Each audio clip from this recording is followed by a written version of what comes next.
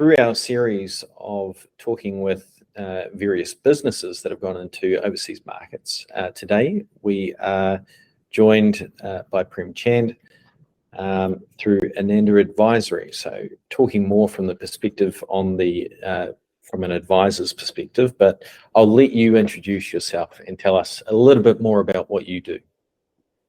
Thank you, Danny. Delighted to be here. Looking forward to the next 15, 20 odd minutes. By way of background, of course, I'm leading Ananda Advisory, a boutique advisory practice that I've set up recently after spending 30 odd years working for the two top global brands. Firstly, in an advisory role with PwC, where I was involved in advising international companies coming into Australia, as well as working with the top 100 companies on their strategy. And then, of course, I spent 15 odd years working with Nokia, establishing their markets internationally across, of course, starting in Australia and then Asia and Middle East as well. So delighted to be here, Danny. For you, one of the first questions I had is, what factors do you consider when advising businesses to explore that idea of expanding internationally? And what are some of the typical initial goals that you might set with them as well when they do that? Right. Yeah, I think that's a good starting point, I guess, into the discussion. The first, I think, is very much about the strategic fit. If you're looking at going abroad, it needs to fit in with the overall strategy. Evaluating the international expansion aligns with what your business long-term goals are and your strategic vision. So it's something that should really fit in with your plans. And then, of course, the other thing that arises from is considering your capability. Do you have the right capability and the mindset to venture out of your current market? We all know our markets. If we've been in it for a long time, reasonably well. We know the channels, we know the customer or the consumer, depending on whether B2B or B2C. But when you venture out of your comfort zone, you really need to look at what are your capabilities and how you're going to then utilize that capabilities into getting to the new market. There are other factors, of course, things like market research, analyzing the potential markets. The global market is a big market. I think it's important to be able to understand where the low-hanging fruits are. You can't go and start entering all the markets at the same time, so you need to have some expansion strategy in terms of which will be your priority markets and how you after establishing the first market, move on to the second market, etc. Yeah, I think feasibility study, the market entry strategy, the resources you're going to allocate. I think these are some of the key things that you need to consider. Of course, there's a legal and regulatory compliance. Every country has their own local laws, own regulations about labeling products, the way you do business. So all that needs to be considered. And then there's, of course, things like your sales and marketing strategy, how you're going to go into the market, how you're going to create your brand, establishing your presence. And then I think something sometimes is not considered earlier on, but it's also important to think about exit strategy. How are you actually going to get out of the market at some point in time if things don't work out for you? So yep. I'd say they are the key factors that one needs to think through, to consider if they're looking at international expansion. Okay. Your initial goals, of course, will be very much around entry strategy selection. What approach you're going to enter the market? Is it export, licensing, joint venture, distribution, market readiness? How ready is the market for your products or services? Your market research, some of the things that I've talked about in terms of the factors that you need to consider, then turn out into more or less your goals in terms of understanding the metrics you're going to use to measure how successful you are. What are the key metrics? What are the KPIs you're going to put in place? And then the contingency plans. I think contingency plans, when you are looking at global expansion, international expansion is quite important. The risk assessment, understanding, there's so many elements that come into it in terms of political stability, climate, catastrophe. So all these factors, of course, exchange current fluctuations, all those elements needs to be thought through. So need to have a contingency plan, scenario plans as well in terms of what if. Yep. And so when you mentioned before as well around finding those sort of priority markets, because obviously just to take on the world sometimes, it's it's a huge task. But when you've identified those priority markets, how have you, I suppose, worked with businesses or helped businesses form some of those strategic partnerships in those priority markets? The first thing is, of course, having a good understanding of which other markets you're going to enter. Once you've done that, of course, you can then assess the regulatory framework for each of those markets. And depending on the regulatory framework, the cultural differences, of course, in many cases, if you're going global or expanding internationally, you may need to start customizing your product as well. You may not be able to just, if it's not the product, the packaging may need customization. So there's a lot of stuff that you need to think about. So I think once you understand the markets you're going to target, there's various avenues that's available for you. You don't need to be there yourself. You can look at various options. One is direct export. You can look at licensing arrangements. Yep. You can look at forming partnership with local companies who perhaps can help produce the product for you locally. And of course, online these days is another option that you can adopt in terms of an approach you can take.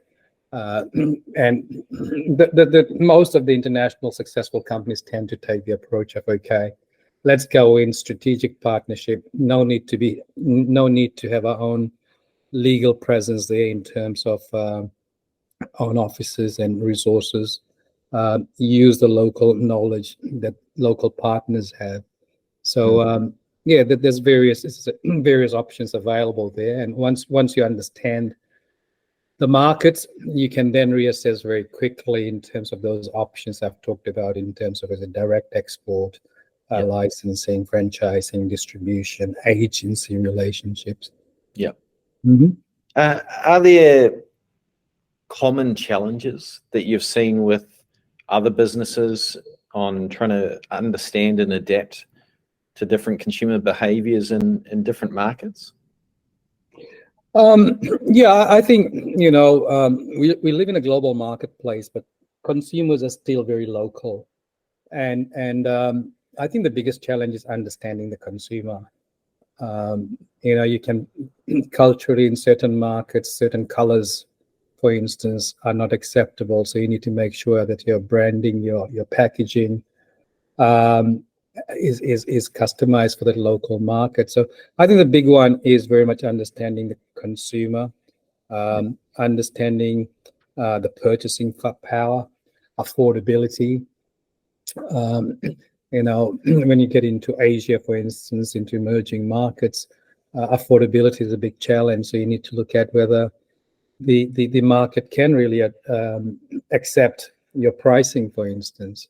Yeah. So most of, I think, the challenges revolve around understanding the regulatory framework, the cultural nuances for each of the markets. Yeah. And how do you recommend businesses tap into those kind of local resources in those markets? If you're looking at expanding globally, internationally, attending international trade exhibition, for instance, going to conferences where your potential partners or customers would be attending, building those relationships by attending those exhibitions and conferences is a good way to initially build a relationship. What you'll find is that also most countries tend to have a local chamber which caters for foreign companies or foreign businesses. and I've found from my experience they tend to be a pretty good way to understand the local market. Not only do they give you information on understanding the local market, but also they have good network of local businesses that they can introduce you to as well. So the local chamber is certainly a way to go, as a sort of more so the foreign chambers are established in those markets you're targeting. Mm. The government agencies, so for instance, if you look at New Zealand, Australia's got Austrade, and New Zealand's got NZTE, and most of the embassies or high commissioners do have someone local in that market who is there to support businesses entering those markets. So they also tend to be a good avenue to gather information. Yeah. And I suppose in terms of tapping into some of those resources and trying to navigate some of those markets as well, have you seen it change at all in the different markets pre and post COVID?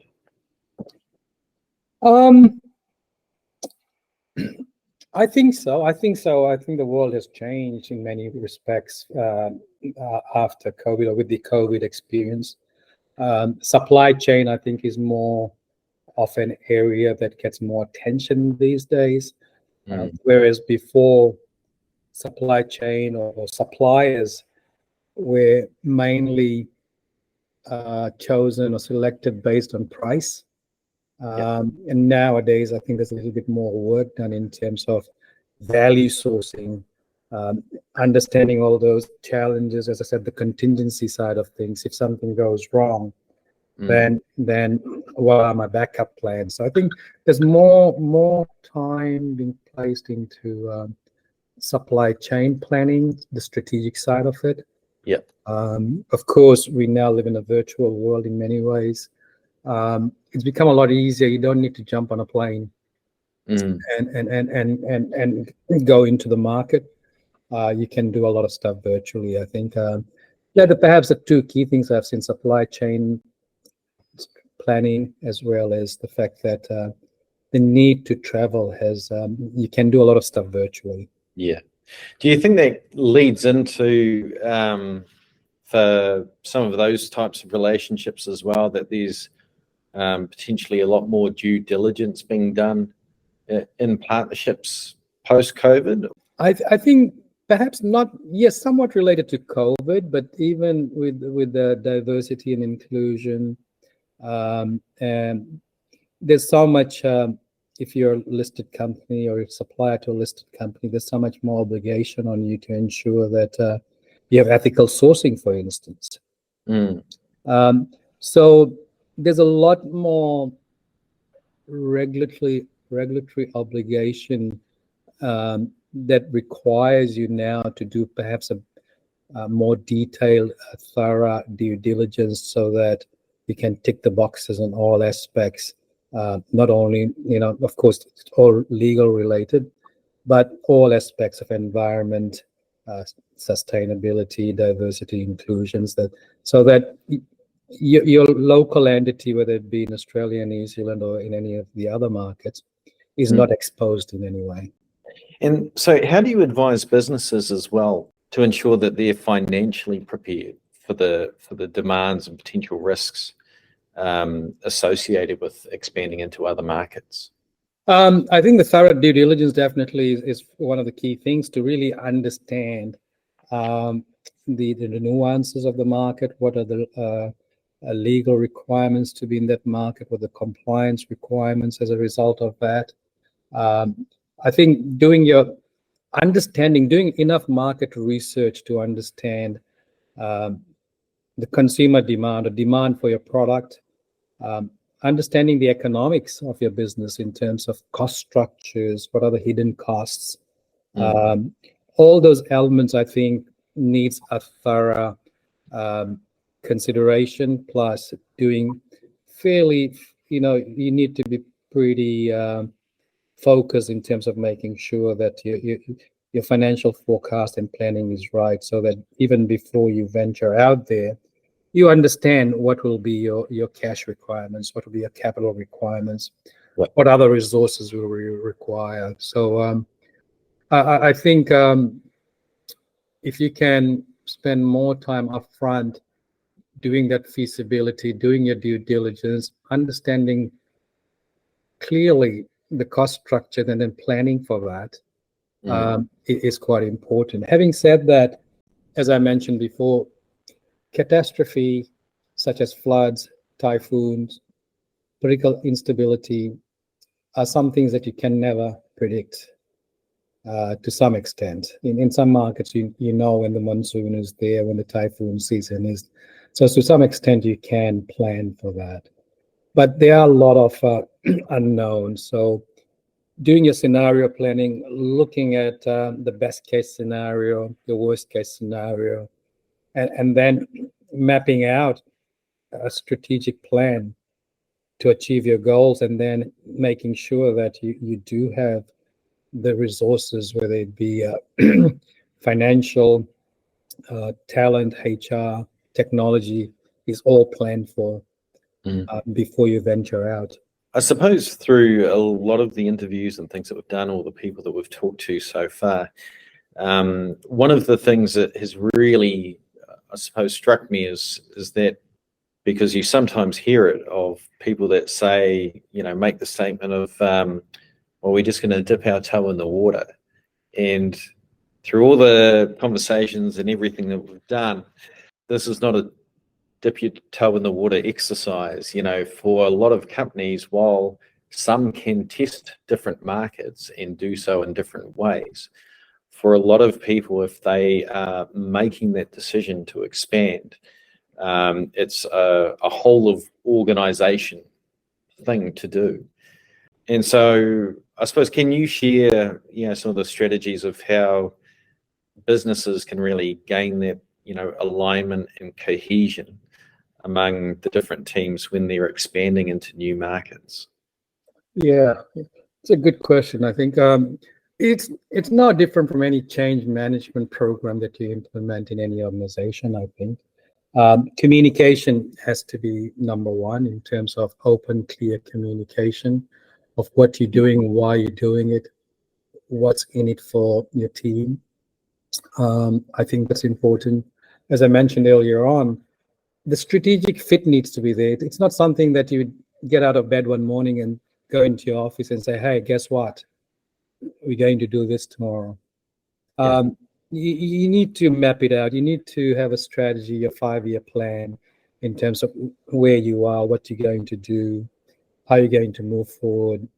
And then as part of that, if international expansion is where your growth is going to come from, if it's built into that strategy, it doesn't come as a surprise to your team members to start off with. They've heard enough, often enough from you to know that, yes, we're going to go international at some point in time. So I think that strategic fit, strategic alignment, open communication are critical. Then I think you need to look at agile teams.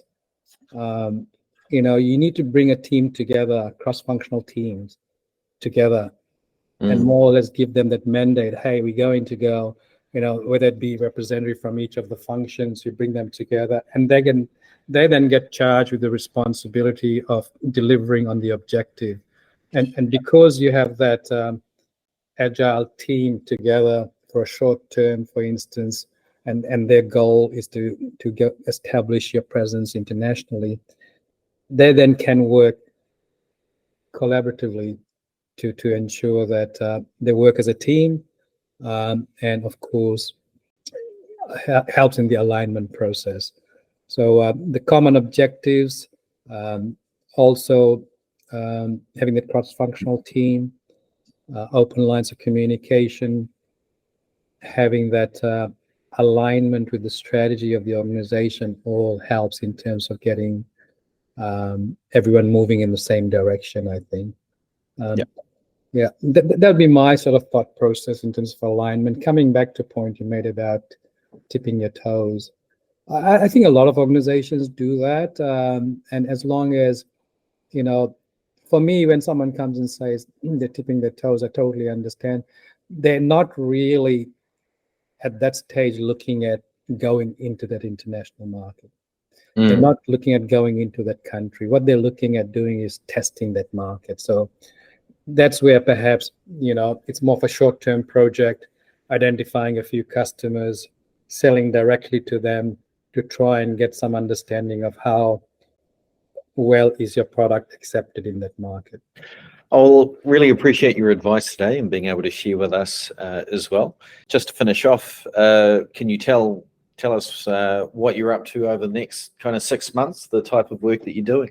Yeah, well, no, I've enjoyed talking to you. In fact, the subject and the questions you've asked are quite, we could spend a couple of hours talking about it, because I've spent quite a lot of time globally helping companies establish in various markets.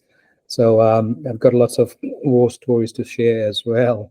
Where I am, I think, I work in 3 areas. Of course, one is working with established businesses, helping in value creation and business optimization,